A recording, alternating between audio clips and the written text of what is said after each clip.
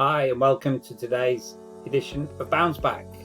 And Bounce Back would appear to be the relevant and most appropriate word today, as tomorrow we are actually able to bounce back.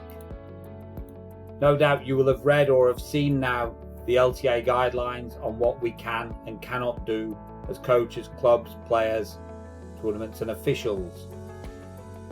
I discussed this with the LTA this morning, and it's very clear that you need to read all the guidelines, not just those for coaches. Please read the clubs and players ones as well, so you fully understand what is expected from the club and what is expected from the players and what your roles and responsibilities are in helping to maintain that safe environment for everybody involved at your club or venue. We know it is only one-on-one lessons, absolutely no groups whatsoever. Can you coach family members at the same time? No, you cannot. You can only coach one person. If you're coaching two people, albeit from the same family, you therefore are personally meeting two people from outside your household, which is not allowed under the new guidance. It must be one-on-one. And we have to be very careful we adhere to all the rules and regulations and guidance that's now in place from the Department of Culture, Media and Sport, as well as from Sport England and that of the LTA. Failure to follow any of the guidelines may actually affect your insurance should you need to claim, which hopefully you wouldn't, but you do need to be aware of those facts. In terms of playing, yes, people can play one-on-one, not a problem, but we cannot play doubles without it being all from the same family. So it doesn't mean you can have two people from one family on one side of the net and two people from the other side of the net. It must only be the same family. So read the guidelines, take them in, observe them and follow it through.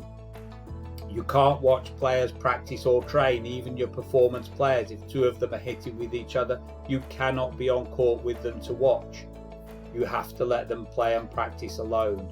And obviously at all times we must be continuing the social distancing and the 2 meter distance between everybody. And at the end of the day, it's common sense. Apply common sense at everything that you do. And be there to make sure other people are doing the same. The odds are you're going to be at the club more than anybody else.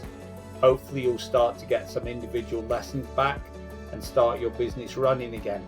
But take on that responsibility of helping to manage the facility to make sure everybody stays safe. In the discussions with the LTA, they did not expect tennis to come back at this phase. We were expecting it in the next phase. So tennis has been honoured to be allowed to come back to play. The last thing we want is for tennis to be in any way responsible for further outbreaks or potentially a second spike.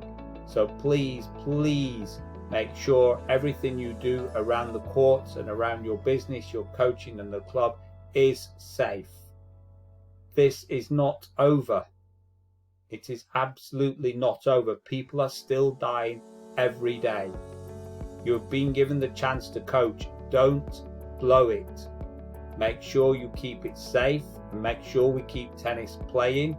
And make sure let's show all the other sports that we can actually re-go and reinvent tennis as a safe place to play and a safe sport to be involved with.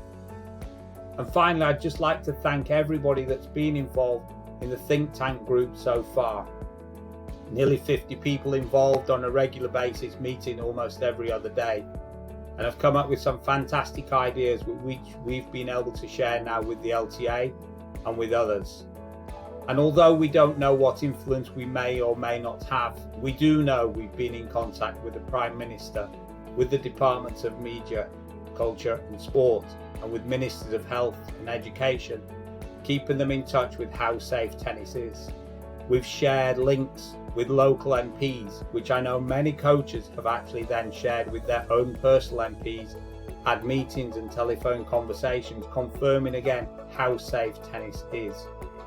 So I would just like to thank everybody that's been involved in any small or large way for helping us to make sure tennis has been proven to be a safe sport. I just ask you now to carry that mantle, carry the flame. Let's make tennis great again, but let's keep it safe, because at the end of the day, this is not over.